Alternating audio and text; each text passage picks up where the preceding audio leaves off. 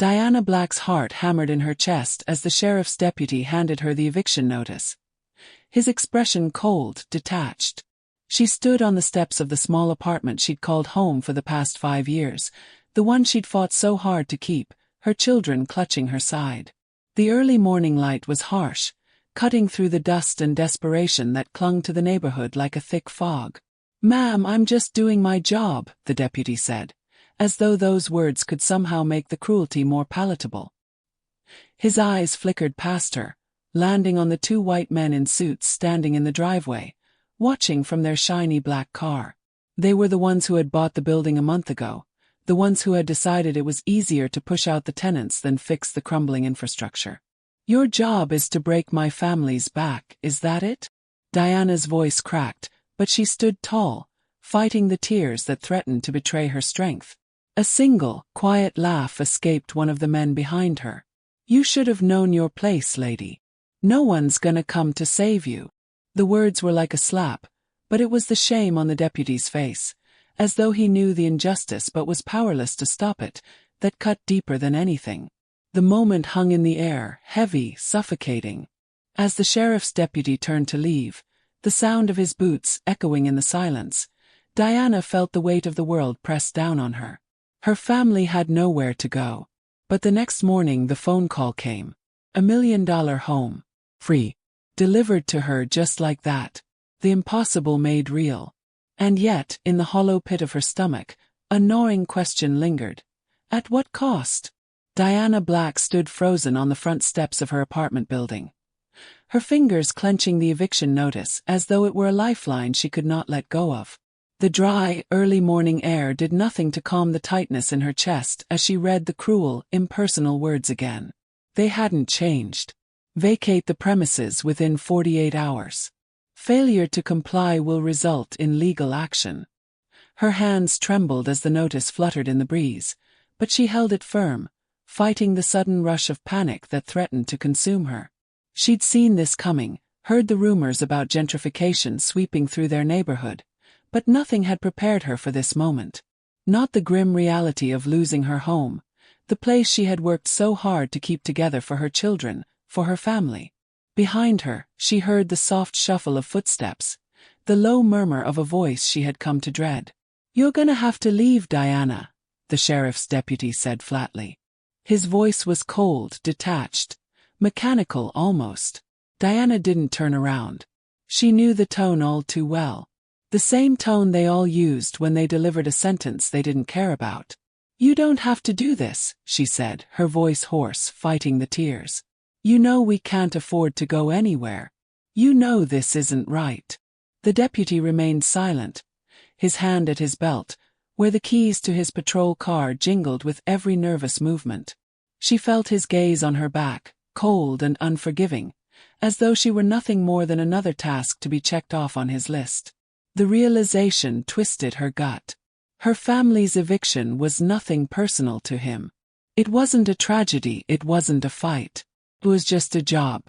She took a deep breath, but her voice still shook as she turned to face him. "You're really going to stand there and tell me to leave? Like it's nothing." He shifted uncomfortably, but only for a moment. "Ma'am, I'm just doing my job. You have to leave. It's the law." He glanced behind her, where 2 white men stood in the parking lot, staring at her with a mix of disinterest and quiet judgment.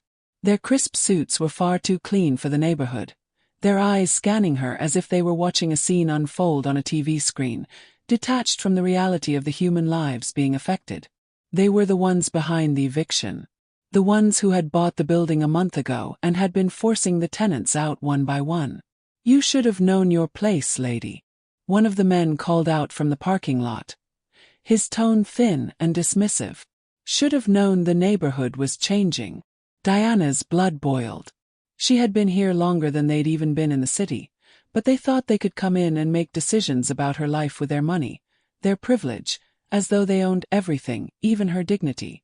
"I don't need to be lectured by you," Diana snapped, her voice shaking with the weight of every injustice, every insult she had endured. The men didn't even flinch, their expressions untouched by her anger, as though they had heard it all before. They had. Her gaze shifted to the sheriff's deputy again. He was still standing there, eyes lowered, avoiding her gaze.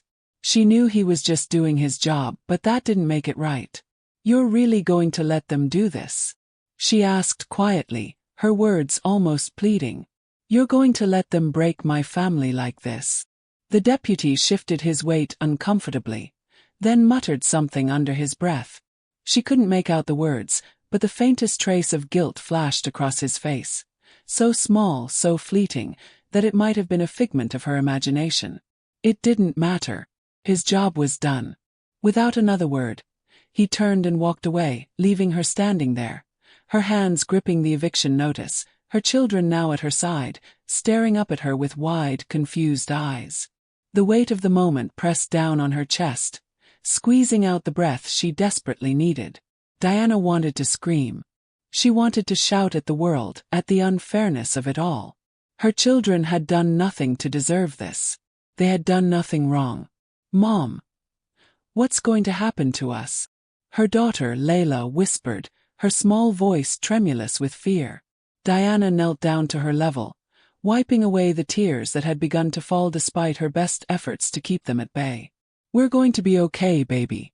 We're going to find a way," she promised, though she wasn't sure if she believed it herself. In the distance, the sound of a car engine revved, cutting through the oppressive silence that had fallen between them. The two men were driving off, leaving her family behind in the wake of their power, their wealth. And with them went her hope. Hope that they might be able to find another place. Hope that they wouldn't be left out on the street with nothing.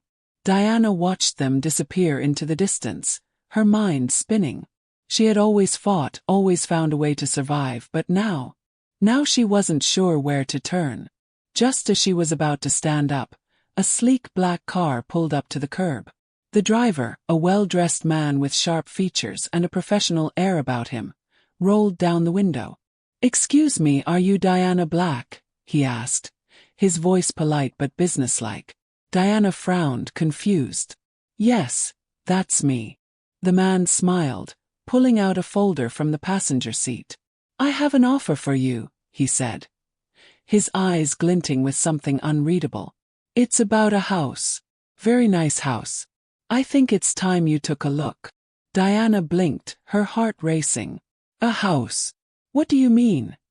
she asked, voice cracking. "Don't worry, you'll see. It's yours. All of it. It's a fresh start." His words were strange, almost too good to be true. And as Diana stood there, still reeling from the day's events, her mind couldn't wrap around the meaning of his offer. But there was one thing she knew for sure. This wasn't over. Not by a long shot. The next day, Diana woke up with the weight of the eviction still pressing on her chest, suffocating every breath she took. The empty apartment felt even emptier than it had the day before. The peeling paint on the walls seemed to mock her, the dust on the windowsill a reminder of everything she'd lost. Her children were still asleep, tucked in tight under the thin covers.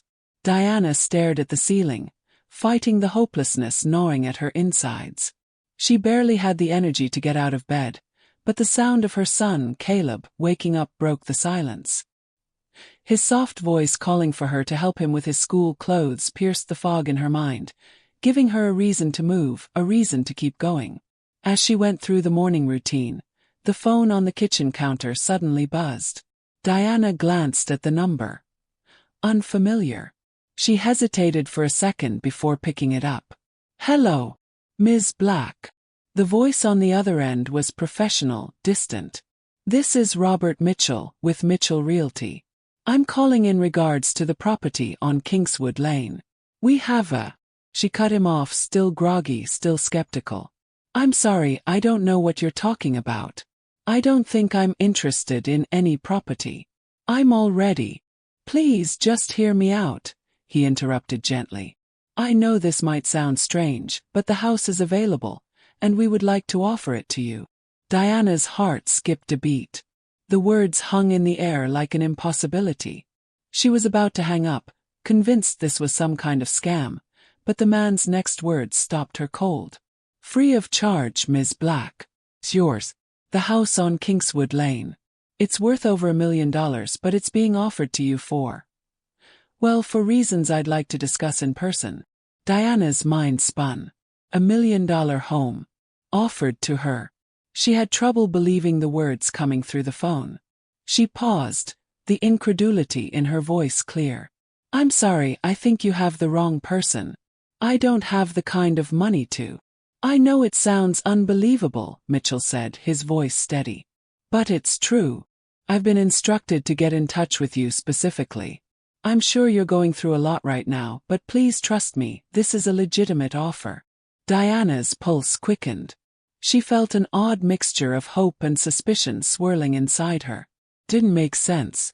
After everything that had happened, how could something like this fall into her lap? Why me? She asked cautiously. Why would you give me a house like that? Sometimes, Mitchell replied, his voice softening, good things come from places we least expect. All I'm asking is that you come take a look. I'll send someone to pick you up if you're interested. Diana hesitated, her grip on the phone tightening as she looked around the apartment. Her crumbling reality, her fractured world. What did she have to lose? I'll come, she said, her voice steady despite the storm raging inside her.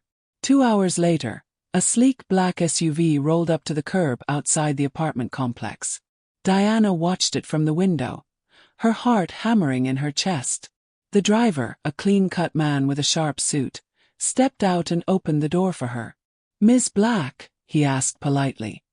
His voice almost too perfect, too practiced. She nodded and stepped outside, the sun reflecting off the polished vehicle. Felt surreal. The whole thing felt surreal. She had barely enough time to pull on a jacket before stepping into the back seat, but something about the car made it feel like she was stepping into a different world, one that felt distant, foreign, and unreachable. As they drove, the streets of her neighborhood faded away behind them. The rough pavement gave way to smooth, freshly paved roads. The houses around them grew bigger, more imposing, their manicured lawns standing in sharp contrast to the run-down buildings of her own. Each turn, each street they passed, felt like she was moving further and further away from the life she knew. A strange, unfamiliar feeling settled in her stomach, a tension that prickled her skin. It wasn't just the newness of it all, it was the sudden realization that she didn't belong here, that this wasn't meant for her. But the driver didn't speak, and neither did Diana. The silence between them stretched, but she couldn't bring herself to ask what was happening. She wasn't sure she wanted to know the answer. The SUV finally came to a stop in front of a large, gated property. It was a mansion, the kind of house that didn't belong in her world. The gates creaked open with a slow, groaning sound as the driver stepped out to open her door. Diana stared at the house, unsure of what to feel. The stone pillars, the grand entrance with its arched windows, the pristine lawn, all of it was so far beyond her reach. It looked like something out of a dream. Or maybe a nightmare. This is it, the driver said, standing by the door as he gestured toward the front steps. Diana swallowed, her throat dry. I don't understand, she muttered, more to herself than to him. Why is it? Why is it mine? The paperwork is already in order, Ms. Black, he replied with a small, almost unreadable smile. This is your new home. Diana stepped hesitantly out of the car, her legs feeling unsteady beneath her. She glanced around, trying to make sense of it all. No one in her family had ever lived like this. It didn't feel real. As the driver led her toward the entrance, the door opened wide, revealing a large foyer, its polished marble floors gleaming in the soft light streaming through the windows. But before she could take it all in, a tall, well-dressed man appeared from behind the door. Robert Mitchell. Welcome, Ms. Black, he said, his smile wide, but there was something about it that didn't sit right with her. It was too practiced, too polite. Diana swallowed hard. I don't know what to say, she admitted, her voice barely above a whisper. This isn't real. It's all real, Mitchell said. Come on inside. I'll show you everything. The moment Diana stepped inside the house, she was enveloped by an overwhelming sense of disbelief. The scent of fresh paint and polished wood greeted her, but it was the space itself that took her breath away. Every inch of the place seemed to speak of wealth, of lives lived in luxury. The foyer stretched before her, a vast open space with high ceilings that seemed to swallow sound, giving it a hollow, almost eerie quality. The soft light filtered through grand windows, casting a golden glow on the polished marble floors. She took a tentative step forward, the coolness of the marble under her shoes sending a shiver through her body. The walls were adorned with expensive artwork, the kind she had only seen in magazines or on TV. Crystal chandeliers hung from the ceiling, catching the light like jewels. The house was opulent, almost too perfect, and the more Diana took in, the more her stomach tightened. Mitchell, the real estate agent, stepped aside, gesturing for her to come further in. "Please feel free to look around," he said smoothly. His voice had the same polished quality as the house, as if rehearsed 1,000 times. "I know it's overwhelming, but we want you to feel comfortable here." Diana nodded, though a part of her felt anything but comfortable. She wanted to retreat, wanted to run out of this surreal place and back to the apartment she had lost, back to the life she knew, even if that life had been broken. But instead, she took another step, her legs unsteady under the weight of it all. "You mentioned paperwork," she said, trying to ground herself in something that made sense. "But I didn't ask for a house. I don't even know what this is about." Mitchell's smile didn't waver, but his eyes flickered, as though he were trying to gauge her reaction. "It's simple really," he said, his tone light. "A clerical error really. This house was supposed to be given to a different family, but, well, for various reasons it's now being offered to you. I believe you'll find that everything is already taken care of." Diana's heart thudded painfully in her chest. A clerical error. That didn't explain how she, a single mother struggling to make ends meet, could suddenly have a mansion to call her own. "Why me?" she asked again, the words tumbling from her lips before she could stop them. "Why are you giving me this house?" Mitchell hesitated for just a fraction of a second, his smile growing a little colder, more rehearsed. "It's just a lucky break, Ms. Black. Sometimes things happen for reasons we don't fully understand. But I assure you, you're more than deserving." Her mind raced, trying to put together the pieces, but they didn't fit. Didn't make sense. This wasn't a stroke of good fortune. It felt like a setup, like some kind of trap she couldn't see. "You're telling me someone made a mistake and now I get this?" she asked again, her voice rising with the force of her confusion and suspicion. Mitchell chuckled softly, brushing a hand through his neatly combed hair. "I understand your hesitation. This is an unusual situation. But I assure you everything is legitimate. The house is yours. No strings attached. No strings attached." The words seemed hollow, disconnected from the reality of the situation. Diana glanced around again, her eyes landing on the grand staircase that led to the second floor, its polished wooden banister gleaming. A part of her wanted to scream, wanted to tear through this illusion, but another part, the part that had spent years fighting for every inch of security for her family, was scared. Scared to walk away from something that, if it were real, could change everything. "But why?" she whispered again, this time to herself more than to Mitchell. "Why would someone give me something like this?" Before Mitchell could answer, a sudden burst of laughter echoed from the hallway to the left. Diana flinched, startled. A group of people, 3, maybe 4, stepped into the foyer, smiling, laughing, looking utterly out of place. They were dressed in fancy clothes, with perfectly styled hair, and their faces radiated a kind of polished ease that Diana could barely stand to look at. "Robert," one of them called, waving a glass of champagne in the air. "We were just saying, what a great choice you've made." Diana stiffened, eyes narrowing. She wasn't sure why, but something about these people, their effortless charm, their smugness, struck a nerve deep inside her. Mitchell turned to greet them with a wide, almost eager grin, but he didn't introduce them to Diana. Instead, he led them past her, their conversation a blur of meaningless pleasantries. Diana stood rooted to the spot, her mind racing. She wasn't sure if she was more unnerved by their lack of acknowledgement or by the fact that she wasn't even considered a part of the conversation. It was as though she was nothing more than a prop in their grand performance. She wanted to leave. She wanted to call it all off and just go home, but something tugged at her. A quiet voice, a whisper in the back of her mind, urging her to keep going to see where this would lead. The house, this house, had never been part of her world, but now it was there, sitting in front of her like some kind of cruel joke, and she couldn't help but feel like she had no choice but to play along. "I'm sorry," Diana finally said, her voice shaky but steady. "I need some time to think." Mitchell's smile faltered for a brief second, but he recovered quickly. Of course. Take all the time you need." His tone was too smooth, too practiced, like someone used to getting exactly what they wanted. "But don't take too long, Ms. Black. These kinds of opportunities don't come often." He gave her a look that sent a chill down her spine, but Diana held her ground. She nodded, though she still wasn't sure what to do next.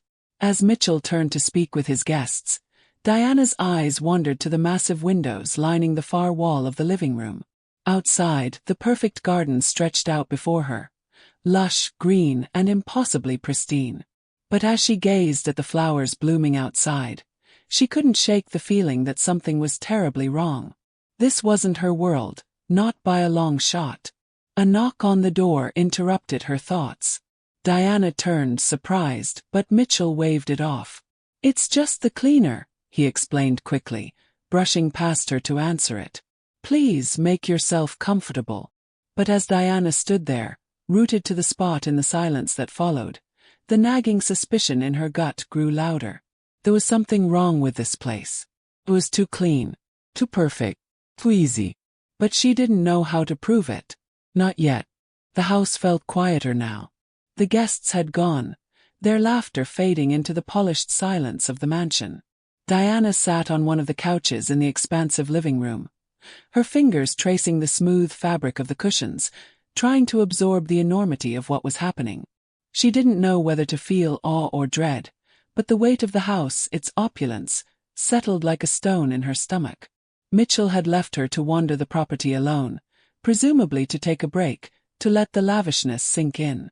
She had explored the first floor, staircases that spiraled into the unknown, gleaming wood panels on the walls, kitchen countertops that looked like they belonged in a showroom. Every room screamed wealth in a way that made her feel like an intruder. It was all so perfect, too perfect. Diana's mind kept circling back to that word. Free. Nothing in this world was free. She knew that, she'd known it for years, since the day she'd learned that everything, every opportunity, every favor, came with a price. And this mansion wasn't just a gift. It couldn't be. The silence of the house seemed oppressive now, as if it were waiting for her to make a decision.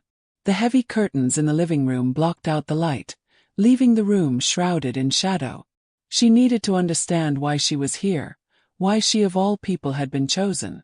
The sound of footsteps approaching broke her out of her reverie. She turned, expecting to see Mitchell, but instead found a woman standing in the doorway.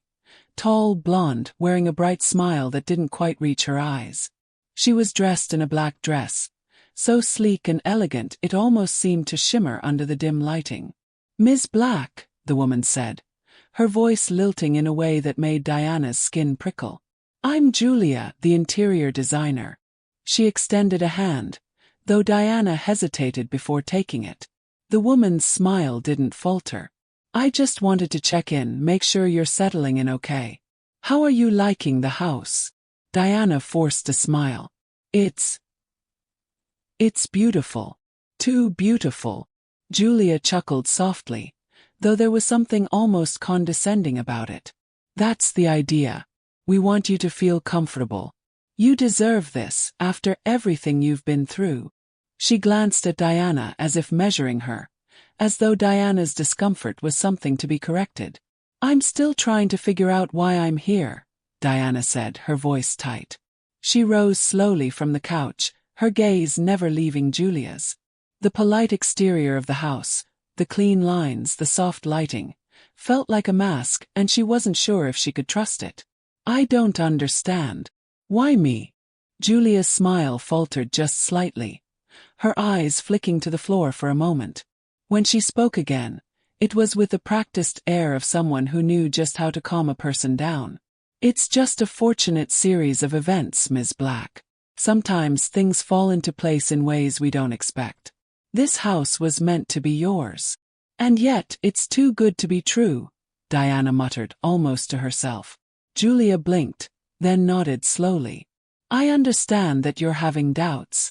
It's natural. But I assure you, everything's been handled. There's no catch."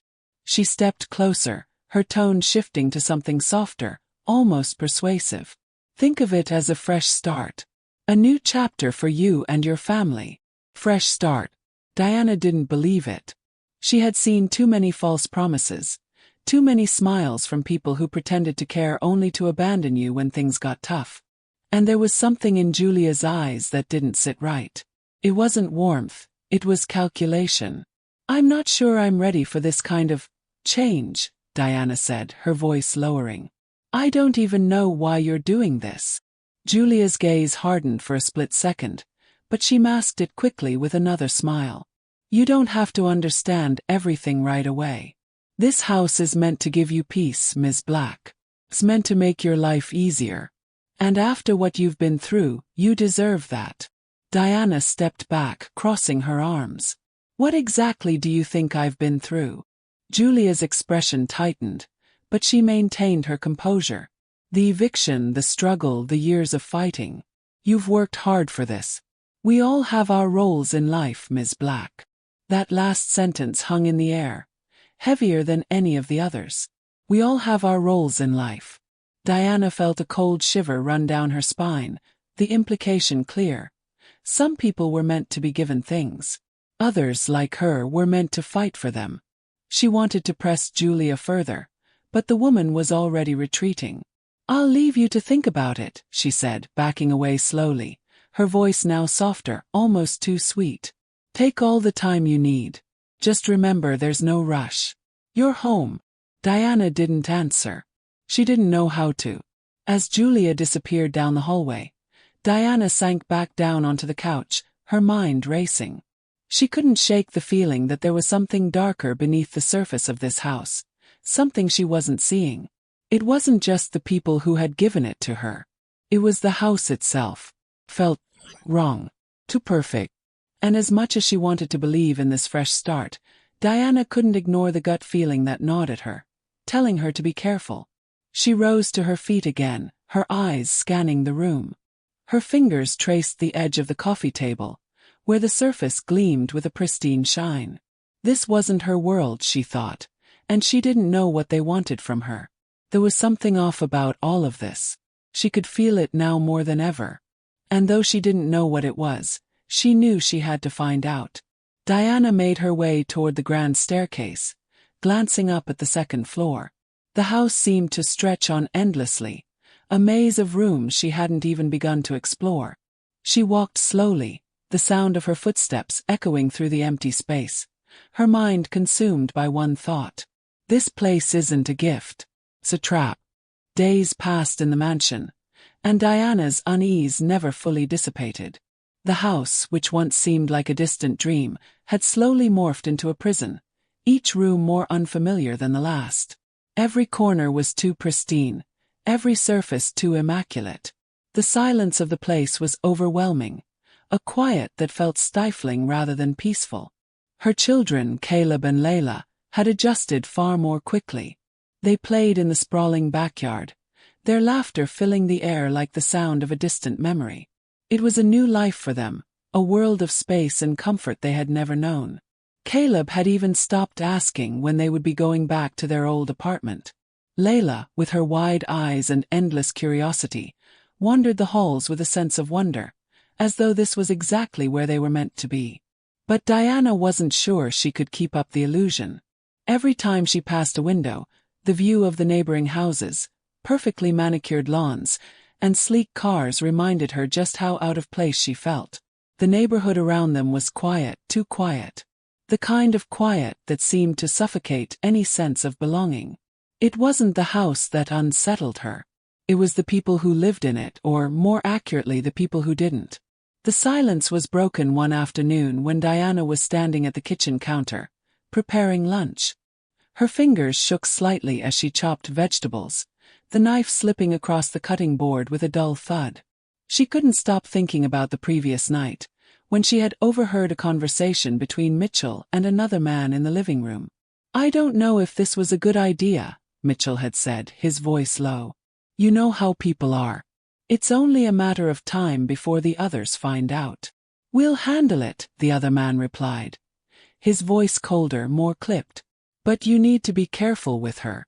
She doesn't belong here, and we don't need her thinking she's—" The rest of the conversation had been muffled by the walls, but Diana didn't need to hear more. She had heard enough. It was like a slap to the face, the realization that she was the subject of someone's careful manipulation. She wasn't welcome here, and the people in this house, the ones who had made this offer, were only using her as a pawn in a game she didn't even understand. A sharp knock at the door snapped Diana out of her thoughts. She glanced at the clock. It was just after noon. Who could that be? She wiped her hands on a dish towel, heart pounding as she walked to the front door. When she opened it, she was greeted by the sight of two women standing on the steps, both dressed in designer clothes, their expressions unreadable. One of them, a tall woman with platinum blonde hair, smiled brightly, but Diana didn't trust it. "Good afternoon." The woman's voice was overly cheerful, and Diana's gut tightened. "We're the neighbors. I'm Amanda, and this is Jennifer." She gestured to the other woman, who nodded curtly. "We just wanted to stop by and say hello. Welcome to the neighborhood." Diana stared at them for a moment, unsure of what to say. She had expected something like this eventually, but the smile on Amanda's face didn't match the coldness in her eyes. "Thank you," Diana said, forcing a smile as she stepped aside to let them in. "It's, nice to meet you." They stepped inside, and Diana noticed how carefully they took in their surroundings, their eyes scanning the grand foyer, the gleaming floors, and the elegant decor. They didn't seem impressed, not really. It was more like they were assessing something they couldn't quite place. "So," Amanda said, her voice turning slightly more casual, "how are you liking the house so far?" Diana hesitated. How was she supposed to answer that? She had no idea what to say. "It's beautiful," she said, her voice almost too quiet. "It's a lot to take in, to be honest." Amanda's smile faltered just for a moment, but it was quickly replaced with that same perfect expression. "It must be overwhelming. This neighborhood can be a little different from what you're used to. But don't worry," she added, her tone now syrupy sweet. "You'll get used to it. We all do." Jennifer, who had been standing silently by Amanda's side, suddenly spoke up. "I think we can help you out," she said, her voice too smooth, too practiced. "If you need anything, just let us know. We're always here to offer advice. We wouldn't want you to get lost in the wrong crowd." Diana's brow furrowed. There was something in Jennifer's words, something pointed and almost spiteful.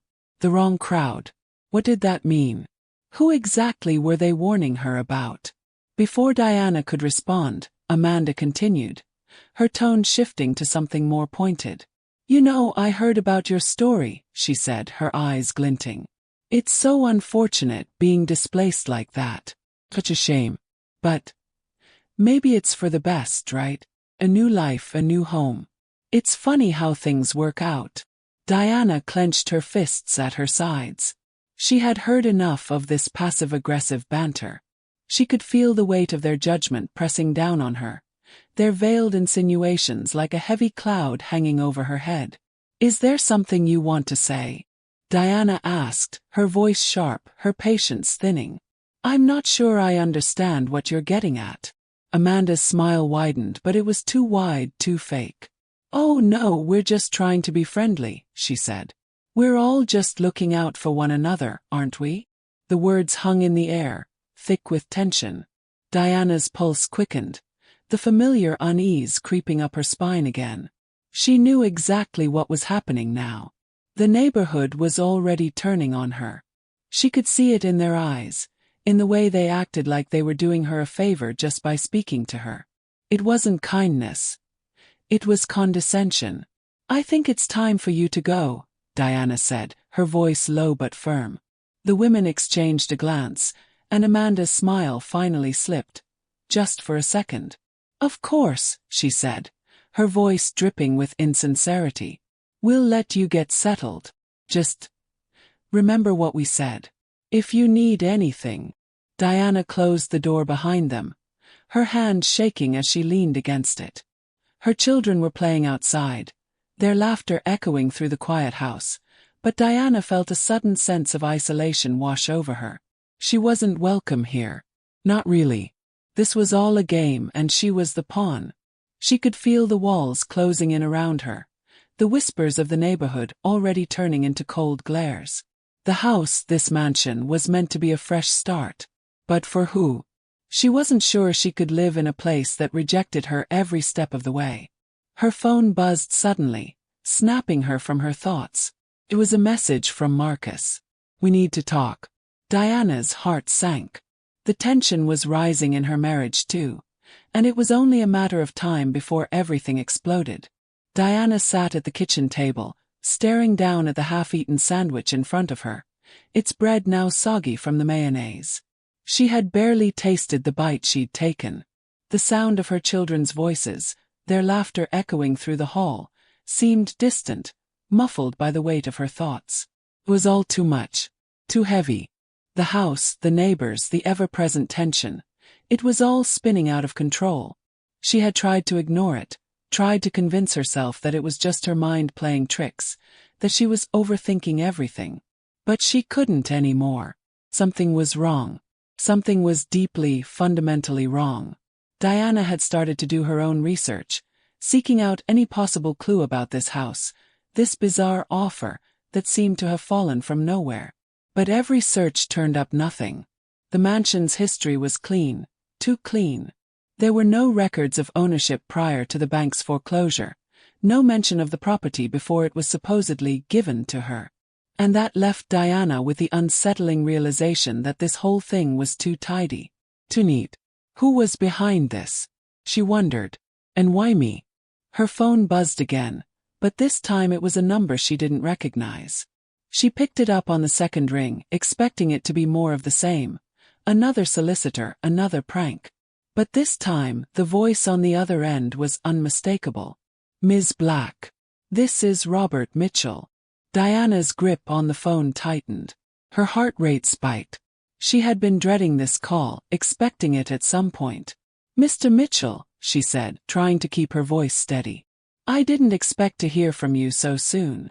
"I've been thinking about your situation," Mitchell said, his tone casual but far too controlled. "I know things have been moving quickly, but I just wanted to check in. See how you're settling in." Diana's gaze flicked to the window, where the distant view of the neighbors' houses stretched out like a landscape of exclusion. She felt the walls of the house closing in again. "I've been thinking too. And I need answers." There was a brief silence on the other end of the line. "Answers?" Mitchell repeated. "I don't understand." "Why me?" Diana asked, her voice rising, her patience running thin. "Why is this house being offered to me? Why now, after everything I've gone through? I need to know what's really going on." Mitchell let out a soft laugh, but it didn't sound amused. "Ms. Black, I've told you already.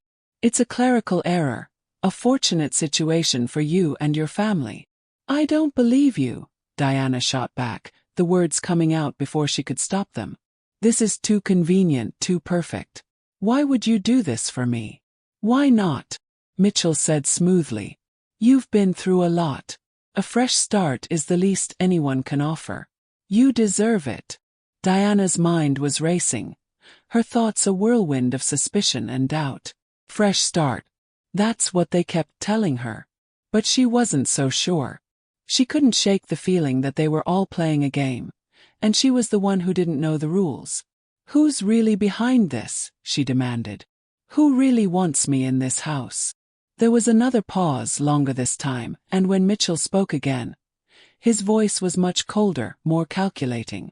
"I think it's time you realized that you're not in control of this situation. You were chosen for a reason, Ms. Black. It's not up to you to question it." The finality in his voice sent a chill down Diana's spine. She hadn't expected that. The words were like a slap in the face, a clear signal that she was being pushed into a role she didn't understand. "I don't know what you mean," she whispered, the doubt creeping in again. "What did he mean?"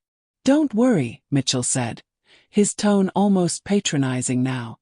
"You'll figure it out soon enough. Just know that this is for the best. All of it." The line went dead before Diana could say anything more. She was left staring at the phone, the silence between her and Mitchell still echoing in her mind. The feeling in her gut, the one she'd been trying to ignore, was louder now than ever before. She wasn't just caught in some coincidence or stroke of luck. She was being manipulated, and she didn't know how or by whom or why. That night, Diana lay awake in the massive too-quiet bed, the weight of the situation pressing down on her chest. Her children were sound asleep down the hall, blissfully unaware of the storm that was brewing in the house around them. She stared at the ceiling, watching the shadows play across the walls, wondering what the truth really was. She couldn't do this alone anymore. She needed help. She thought of Marcus, of their life before the eviction, before all of this, before the house, before the lies. She missed him, missed the conversations they used to have, even when they fought. They had always been a team, even in the hardest of times. The thought of calling him crossed her mind 1,000 times, but the distance between them had grown in recent days, and she didn't know if she could reach him now. The strain was too much. The guilt over the house, the pressure from the neighbors, from Mitchell. It was suffocating. But she needed to talk to him. She had to. Just as she was about to reach for her phone, another thought hit her like a bolt of lightning. If she was being manipulated, if they were playing some twisted game, then they had to be watching her. Listening. They knew she was suspicious now. The realization sent a shiver down her spine. The house, the neighbors, Mitchell, they were all watching her. Diana's breath caught in her throat. How long had they been observing her? How much of her life had they already mapped out for her? The thought was too much to bear, but she couldn't ignore it. She wasn't just a player in a game. She was the target. She sat up in bed, her mind racing. She needed to get to the bottom of this, before it was too late. The days that followed felt like a slow unraveling, each new revelation chipping away at Diana's sense of security. The house, once an opportunity, now felt like a trap. Every corner she turned, every seemingly innocent conversation, only deepened her distrust. The whispers from the neighbors had grown louder, and Diana could sense the weight of their eyes on her whenever she stepped outside. The kindness they offered wasn't kindness. It was condescension, dressed up in a smile. She had tried to bury her suspicions, tried to convince herself that she was overreacting. But after her conversation with Mitchell, something inside her had shifted. "You were chosen for a reason," he had said. The words echoed in her mind, a constant reminder that her place in this house had been carefully orchestrated long before she arrived. It wasn't until the following weekend that Diana finally decided to confront the truth. Her instincts screamed at her to dig deeper, to uncover the threads she could barely see but knew were there. She could no longer stay passive, waiting for answers to come to her. She needed to take control of the situation. That morning, she slipped out of the house early, before her children woke up. The house was too quiet when they weren't around, and the silence made her feel like she was suffocating. She didn't know where she was going, only that she needed to move. The oppressive weight of the mansion was too much to bear. She found herself walking through the neighborhood, aimlessly at first, but as her feet carried her, she saw something that made her stop in her tracks. The sign was small, weathered, hanging from a nearby tree, almost hidden by the overgrown shrubbery. It was old, its edges curled and faded, but there was no mistaking the name: Kingswood Lane Historical Preservation Society. Beneath it, in smaller print, property donations and purchases. Diana felt a knot tighten in her stomach. This was no coincidence. She had to find out more. With newfound urgency, she walked toward the small office at the end of the street, her heart pounding in her chest. She didn't know what she was about to uncover, but she knew it was crucial. Inside, the space was dimly lit, with old wooden shelves stacked with faded records and yellowed files. The receptionist, an older woman with glasses perched at the end of her nose, barely looked up when Diana entered. "I'm looking for information on a property," Diana said, her voice steady despite the anxiety twisting in her gut. "It's on Kingswood Lane, an old mansion. I think it's been foreclosed recently." The woman raised an eyebrow but didn't ask questions. Instead, she stood up slowly, walking over to a filing cabinet in the corner.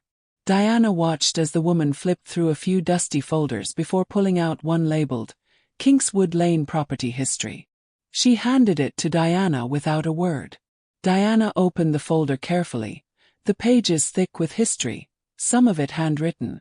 The first few pages detailed the property's construction in the early 1900s, its ownership over the years, and various renovations made throughout its existence. But it was the later pages that caught her attention. The documents described the ownership of the mansion in recent years. A sale, followed by foreclosure, followed by a transfer of ownership to a new mysterious buyer, Mitchell Realty LLC.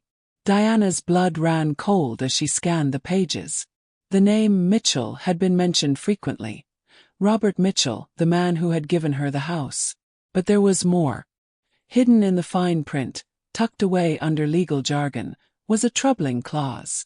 It outlined the property's sudden donation to an individual under the guise of charitable generosity, but there was no explanation for why Diana had been chosen.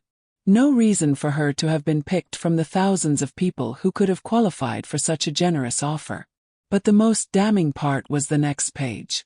There, buried among the transfer documents, was an unsigned contract with a single clause underlined in red ink.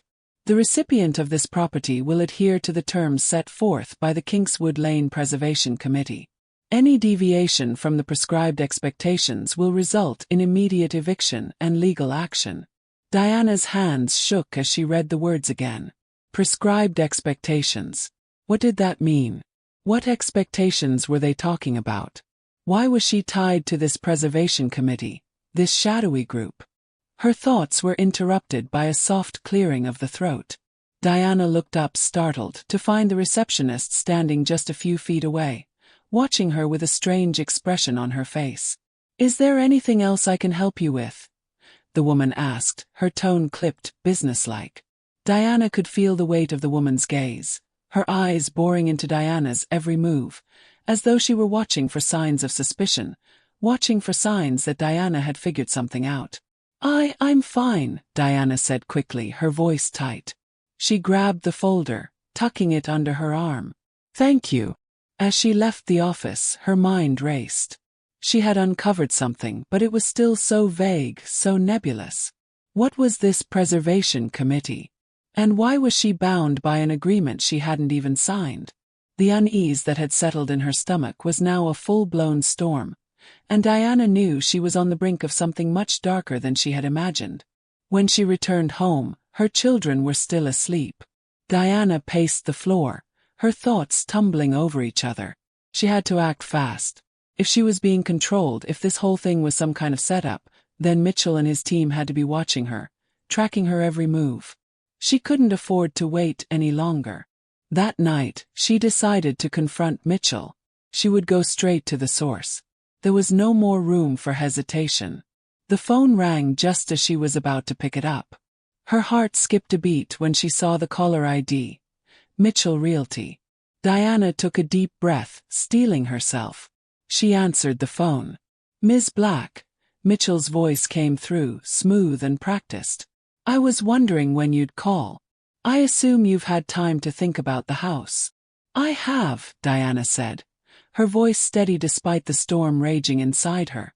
"And now I have some questions. About the committee. About the contract. About why I was chosen for this place." There was a long pause on the other end of the line, and for a moment, Diana wondered if he was going to hang up. But when he spoke again, his voice was colder than before. "You don't need to worry about the details, Ms. Black. What you need to focus on is the opportunity you've been given. The rest is irrelevant."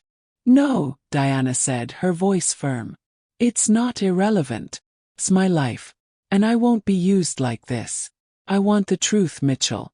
Now." Another pause. Then a dark chuckle. You really think you have control over this situation? Over us? You're already in deeper than you realize. And you can't get out. Not now. Diana's pulse raced. She wanted to scream, to shout at him, but she knew it wouldn't help. The reality of it hit her hard. She was trapped. Then I'll expose you, Diana said, her voice low, but filled with determination. I'll make sure everyone knows what's really going on here. Mitchell's laugh was chilling, distant. Do what you must. It won't change anything. The game is already in motion. And you, Ms. Black. You've already made your move. The line went dead. Diana stood frozen, the weight of his words sinking in. She had just made the most dangerous move of her life. But she wasn't backing down. The next few days were a blur of tension and sleepless nights. Diana couldn't shake the feeling that every moment in this house, every seemingly innocent conversation, was a part of a carefully constructed narrative that she was meant to follow without question. And as much as she tried to avoid it, the knowledge that she had been dragged into something much bigger than her own life weighed heavily on her shoulders. Her children were safe for now, blissfully unaware of the storm brewing just outside the walls of their new home. But Diana knew it wouldn't be long before the tension would reach them too. She wasn't just fighting for herself anymore. She was fighting for them. Fighting for their future, for the kind of world they should have, not the one she had been handed. The phone call from Mitchell that night had only confirmed what she feared. There was no way out. He had played his cards, and she was already too deep in the game. But that didn't mean she was going to let him win. She needed to expose him. She needed to expose them all. And the only way to do that was to make the truth undeniable. By the time the weekend arrived, Diana had made up her mind. It wasn't enough to confront Mitchell and his team behind closed doors. No, she would take this public. She would drag their lies into the light, make the world see what had been done to her and her family. She didn't know how yet, but she was going to find a way. Started with the press. Diana had never been the type to call attention to herself. She had always kept her head down, worked hard, done what she had to do to survive. But survival was no longer enough. She needed to make noise. She needed to make sure that what had happened to her wasn't something that could be buried. A local news outlet that had previously covered the gentrification happening in the neighborhood seemed like the perfect place to start. She reached out, not sure what kind of reception she'd get, but desperate enough to try. To her surprise, the reporter on the other end of the line was sympathetic. "We've been following the changes in your neighborhood for months," the reporter, a woman named Rachel, said. "But your story, it's different. It's bigger. It's something we've been waiting for." Diana's heart skipped a beat. "What do you mean?" "Gentrification is one thing," Rachel continued, her voice low but determined. "But the way these properties are being sold, under the radar, underhanded deals that no one seems to be asking questions about, that's something else entirely. We're looking into it." "Then I need to tell you everything," Diana said, her voice shaking but firm. "I need to expose them. I need you to help me." Rachel agreed to meet Diana the following afternoon. The plan was simple. Diana would tell her story, lay out everything she knew, and Rachel would do the rest. The truth would be out there for everyone to see. The next day, Diana sat in a small cafe with Rachel, her hands trembling as she told the reporter everything. She recounted the eviction, the strange offer for the house, the research she had done on the Kingswood Lane Preservation Committee, and the cryptic messages from Mitchell. She explained how she had been made to feel like an outsider in a house that wasn't hers, how the entire situation had felt like a carefully orchestrated game. By the time she finished, Rachel's expression had shifted from one of mild interest to full-blown concern. "You're telling me you've been offered $1 million house, under questionable circumstances, with strings attached that no one has explained to you?" "That's right," Diana said. "It's all connected, and I don't know who's behind it. But someone is pulling the strings. I need someone to help me pull those strings apart." Rachel nodded. "We can't let this go. The public needs to know what's happening, especially if other families are being manipulated in the same way. We'll make sure this story gets out." The story broke the next day. The headline blared across the city. Local woman claims gentrification scheme masks $1 million giveaway tied to hidden agenda. Below it, Diana's face. Her tired eyes, her weary expression, the unmistakable look of someone who had been betrayed, stared back at her. The article went into detail about her story. The eviction, the mysterious offer of the house, the shady dealings behind the scenes. It exposed the Kingswood Lane Preservation Committee, a shadowy group with deep ties to developers and real estate moguls. It connected the dots between Mitchell Realty, the massive house, and the nefarious plot to displace entire communities under the guise of charity. Diana had expected backlash. She had expected criticism. But what she didn't anticipate was the wave of support that followed. Calls, emails, messages. From people who had been watching the gentrification unfold, from other tenants who had been displaced, from activists who were ready to take action. The story spread like wildfire. It was picked up by national news outlets, and soon social media was buzzing with outrage. Diana became the face of the fight, the voice of resistance against a system that had been set up to exploit and push aside people like her. Mitchell at first tried to deny it all. He sent out a press release claiming that everything had been done legally, that the donation of the house had been a simple oversight on the part of his company. But it was clear from the growing public outcry that no one was buying his story. Diana knew this was only the beginning. The battle had just started, and there was a long road ahead. But she could feel the momentum building. She could feel the power of truth on her side. That night, after the story had broken, she stood in front of the house, her house, and stared at the windows.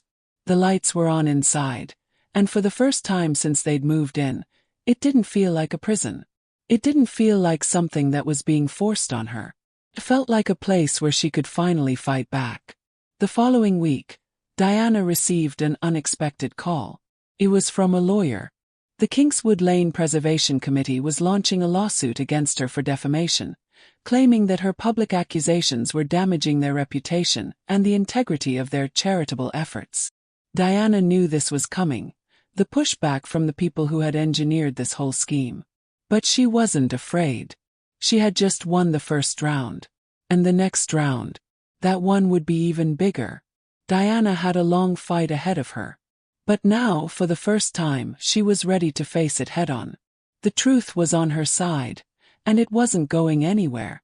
The weeks that followed the media frenzy were a blur of legal paperwork, sleepless nights, and endless interviews.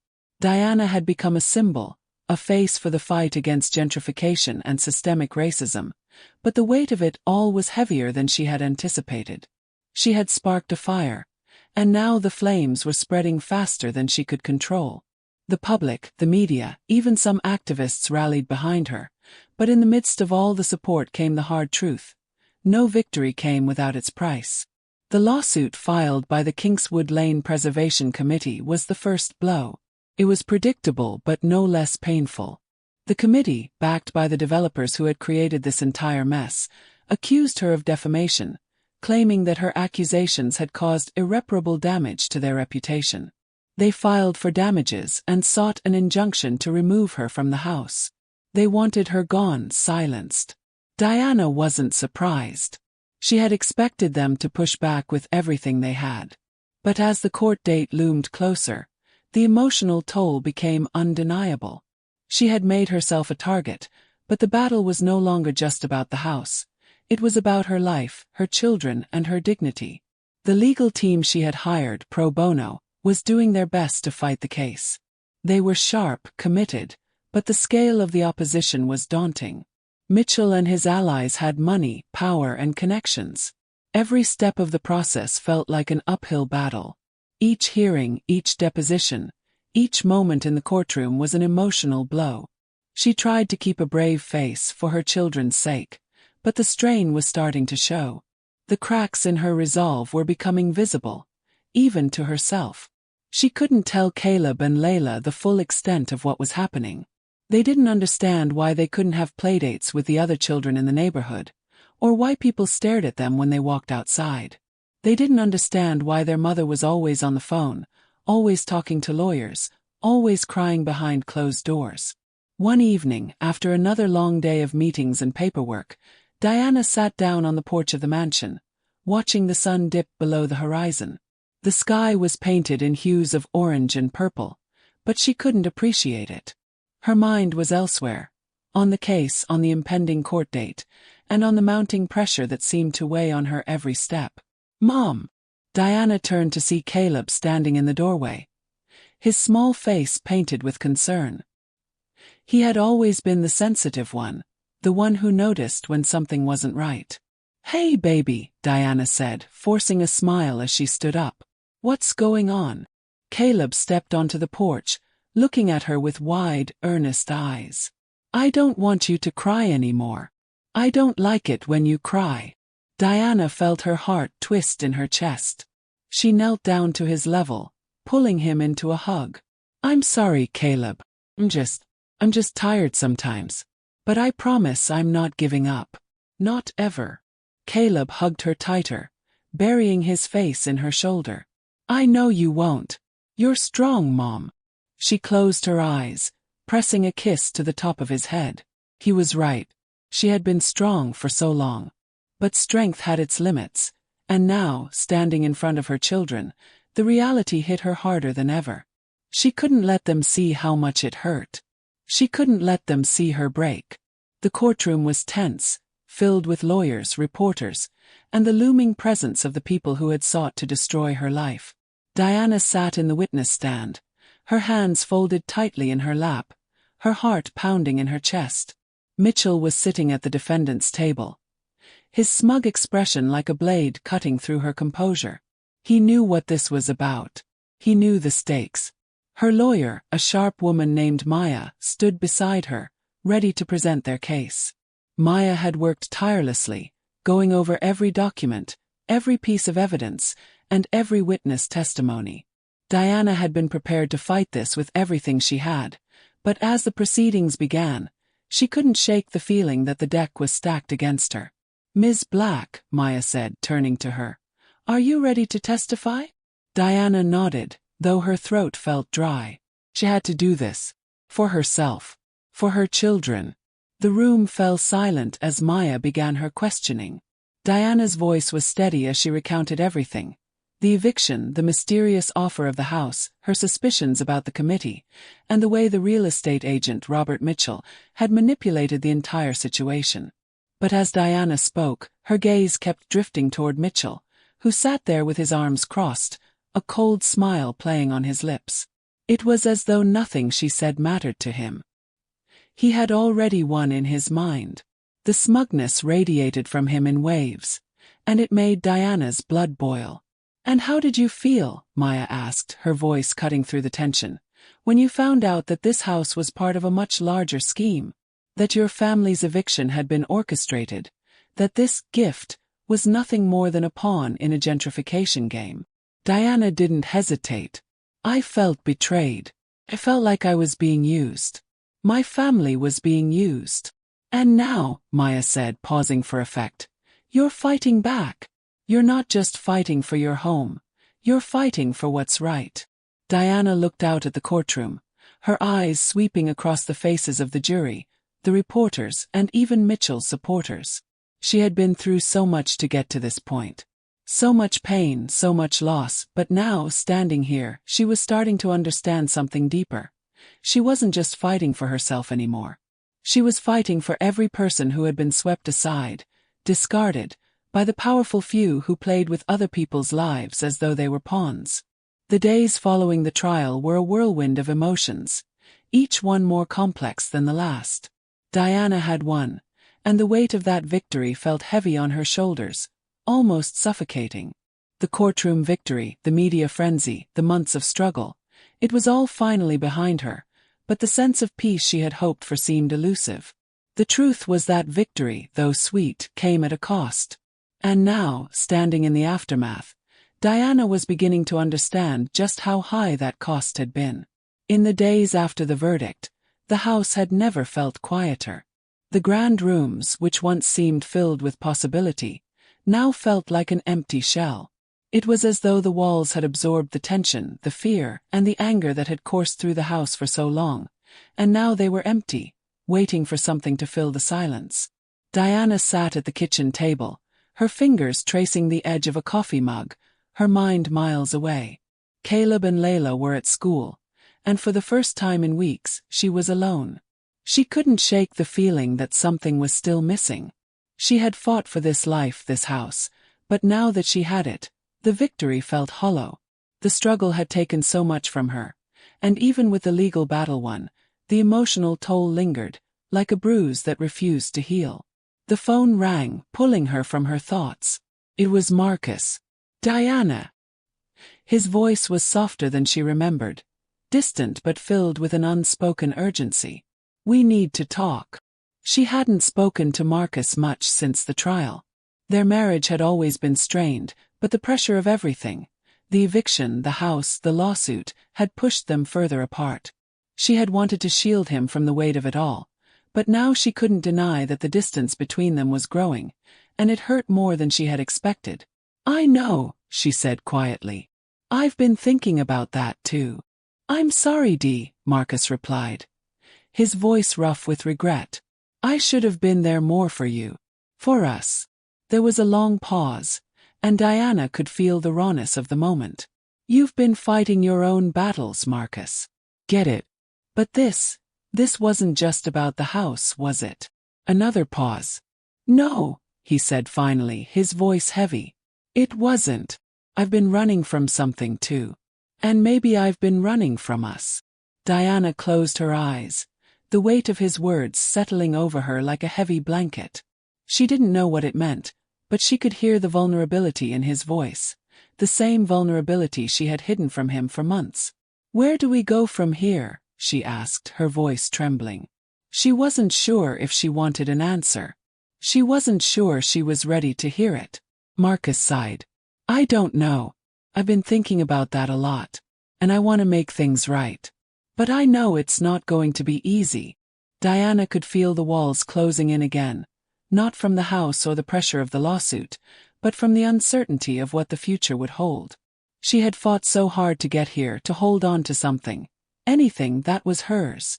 But now, with the fight over, she realized something else. She couldn't do it alone anymore. "I'm scared, Marcus," she whispered, her voice breaking. "I don't know what comes next." "You don't have to do it alone," Marcus said, his voice soft. "I'm here. I'm ready to fight with you for us."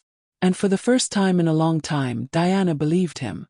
The next few weeks were a blur of healing, of rebuilding, both individually and as a family. Diana and Marcus began to repair the cracks in their relationship, slowly but surely, learning how to communicate again. It wasn't easy, and there were moments of frustration, of doubt, but it felt like the beginning of something real. And as for the house, it was no longer just a house. It was home. The same walls that had once felt suffocating now seemed like the foundation of their future. The children had started to make friends in the neighborhood, and although the whispers from the other residents still lingered, Diana had learned to tune them out. The past couldn't be undone, but the future was theirs to shape. But even as they began to heal, the weight of everything still lingered. Diana knew that the fight wasn't truly over. She had won a battle, but the war, against the system, against gentrification, against a world that constantly tried to tear people like her down, was ongoing. The victory had brought her a sense of justice, but the scars of the fight were still fresh. As she sat in the garden one evening, watching Layla chase butterflies in the sun, Diana felt the quiet pull of something larger than herself. This house, this place that had once been a symbol of her defeat, was now a symbol of resilience. It wasn't just a place for her family to live. It was a platform, a place where she could make a difference. The victory had given her a voice, but it had also shown her the depth of the work still ahead. She could feel it in the air. The world was changing, slowly but surely, and she was no longer going to sit quietly on the sidelines. There were more families like hers, more people who had been silenced, ignored, pushed aside by a system that didn't care. She was going to fight for them too. Her phone buzzed again, pulling her from her thoughts. It was a message from Rachel, the reporter who had helped bring her story to light. We've got a meeting with some folks who want to take this further. They're ready to push back against the developers. They want you to speak at the rally next month." Diana smiled, the weight of everything shifting just slightly. She had a long way to go, but for the first time, she knew exactly where she was headed. She looked out at the garden again, at her children playing in the fading light. The sun was setting, but the world was still wide open. And Diana, for the first time in a long time, felt like she was exactly where she was supposed to be. She was ready to fight,